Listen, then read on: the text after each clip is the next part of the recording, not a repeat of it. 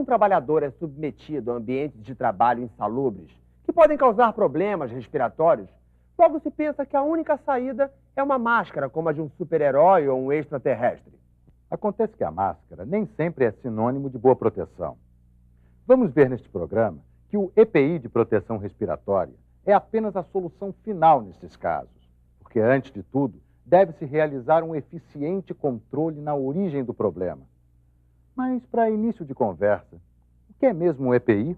Para o controle das doenças ocupacionais provocadas pela inalação de ar contaminado com poeiras, fumos, névoas, fumaças, gases e vapores, a primeira providência deve ser minimizar a contaminação do local de trabalho. Isto está de acordo com a orientação geral de se realizar o controle na origem do problema. Medidas de proteção coletiva podem e devem ser adotadas, como, por exemplo, enclausuramento, confinamento da operação, ventilação local ou geral, chegando até a substituição das substâncias usadas por outras menos tóxicas.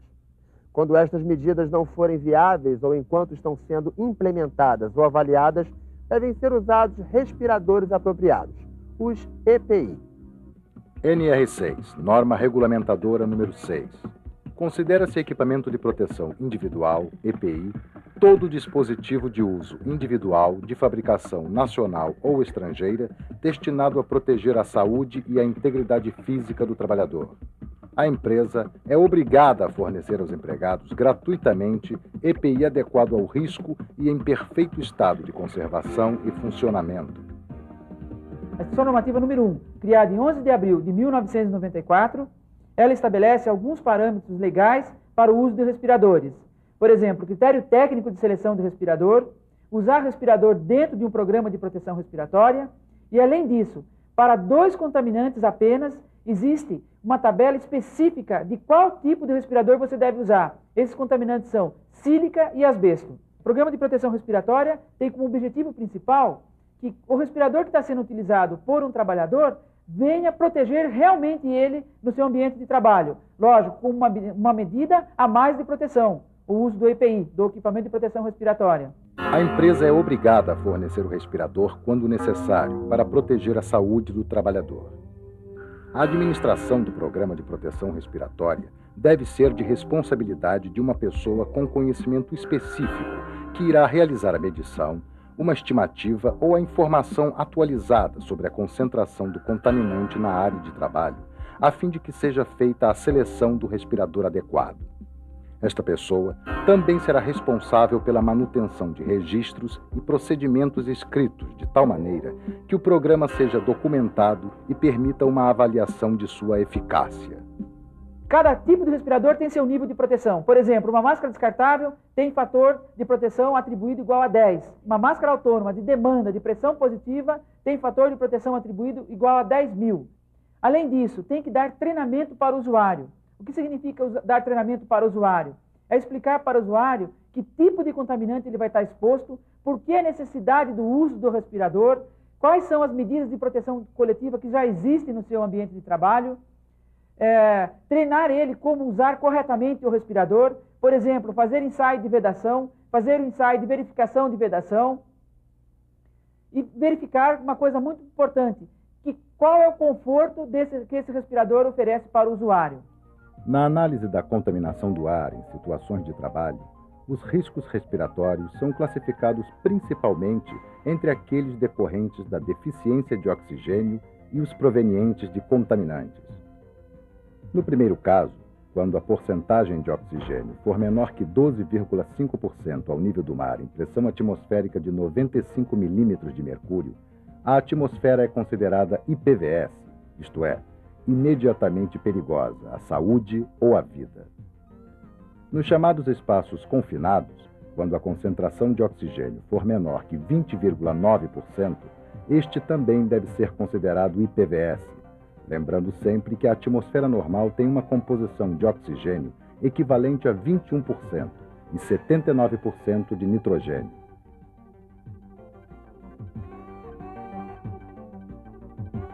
No caso de contaminantes, os chamados aerodispersóides, que nada mais são do que elementos dispersos no ar, os casos mais comuns são os ambientes com fumos, névoas, fumaças, neblinas e radionuclídeos. O ensaio de verificação de vedação significa o quê? Quando o respirador é selecionado corretamente, então você tem um determinado nível de contaminação no teu ambiente de trabalho e necessita de um respirador, de acordo com o fator de proteção, você vai selecioná-lo. Por exemplo, você tem um respirador que tem de fator de proteção 10. Foi selecionado corretamente esse respirador. Só que o usuário que vai informar se esse respirador casa corretamente com o rosto dele. Ele é aprovado, tem CA, tem o fator de proteção dele nominal. Agora, será que esse respirador serve no rosto do usuário? Então é feita essa verificação de vedação inicialmente pelo próprio usuário. O que significa fazer essa verificação de vedação? É fazer o ensaio de pressão negativa e o ensaio de pressão positiva. No ensaio de pressão negativa é feito o quê? Você bloqueia os filtros, ou seja, por onde passa o ar, e inala suavemente, para verificar se está entrando ar no contorno da face. Tá? Então seria bloquear os filtros e inalar suavemente. O outro ensaio é o ensaio de verificação da vedação, o ensaio de pressão positiva. É você bloquear a válvula de exalação, no caso desse respirador está aqui na frente, com a palma da mão e exalar suavemente. Exalar, soltar o ar suavemente. E o ar não deve passar pelas bordas do respirador. O ensaio de vedação é um ensaio feito fora da área de trabalho, num local específico. Esse ensaio de vedação pode ser o quantitativo ou o qualitativo. Um dos mais simples é o qualitativo, que é feito, por exemplo, o ensaio com a sacarina. Para se fazer esse ensaio da sacarina, é necessário ter um kit. Esse kit significa o quê? Ter um capuz para poder fazer o ensaio, um capuz que fique até a altura do ombro do usuário, ter também a sacarina propriamente dito, e duas bombinhas como esta, uma para fazer o ensaio de acuidade do paladar, para verificar se a pessoa sente ou não o gosto da sacarina, porque tem pessoas que não sentem o gosto da sacarina, então o ensaio fica inválido, e o outro ensaio, que é o próprio teste que vai se fazer com a sacarina. A pessoa coloca o respirador, coloca o capuz, e aí se passa a sacarina ao redor do rosto dele para verificar se ele vai sentir o gosto ou não. Porém, nesses momentos que a gente vai estar passando a sacarina, ele vai ter que estar fazendo vários exercícios, uma série de exercícios protocolados dentro do programa de proteção respiratória. Um dos exercícios é falar, outro, por exemplo, é andar sem sair do lugar, fazer vários movimentos com a cabeça, olhar para cima, olhar para baixo. Tá? Dentre esses movimentos é que o respirador pode se deslocar, porque é feito, na verdade, uma simulação de um dia a dia do usuário do respirador.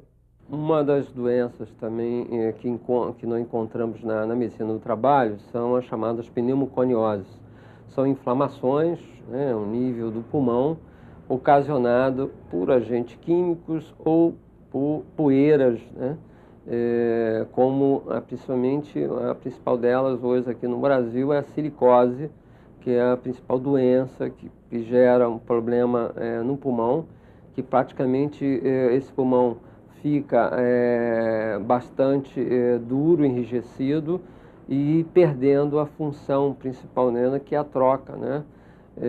A função pulmonar, fazendo com que a pessoa passe ao longo dos anos, depois de 20 anos de exposição, possa ter uma dificuldade aí, respiratória, né, no seu dia a dia, gerando incapacidade e até a morte desse trabalhador. Atualmente, no Brasil, vem se aumentando a fiscalização, principalmente nas pessoas que trabalham em pedreiras, porque a gente observa nitidamente um trabalho ainda amador, né, nessas pedreiras, sem uso de equipamentos de proteção individual, ou mesmo até em situações que a gente percebe que o equipamento de proteção individual, a máscara, está presente no ambiente de trabalho, mas esse trabalhador não foi treinado, não foi sensibilizado para que ele possa entender da importância daquele equipamento de proteção individual. Outra tipo de situação que a gente vê muito são os fumos metálicos, né, que também, ao entrar, não sendo utilizado o equipamento de proteção,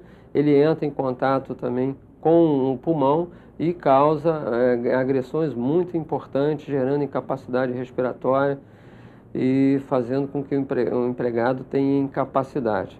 Então, o que a gente observa sempre nesses casos é essa falta principalmente de sensibilização do empregado, a falta da manutenção dos equipamentos também que a gente observa nas indústrias às vezes, a troca das máscaras, né, dos filtros, principalmente os filtros que ficam em dado momento saturados, não permitindo a passagem do ar e fazendo com que o operário deixe de lado a proteção porque está incomodando a esse trabalhador. Nos ambientes de trabalho saudáveis, a boa escolha do equipamento de proteção respiratória e os treinamentos de uso, manutenção e fuga em situações de emergência ainda são as melhores alternativas para a sua saúde.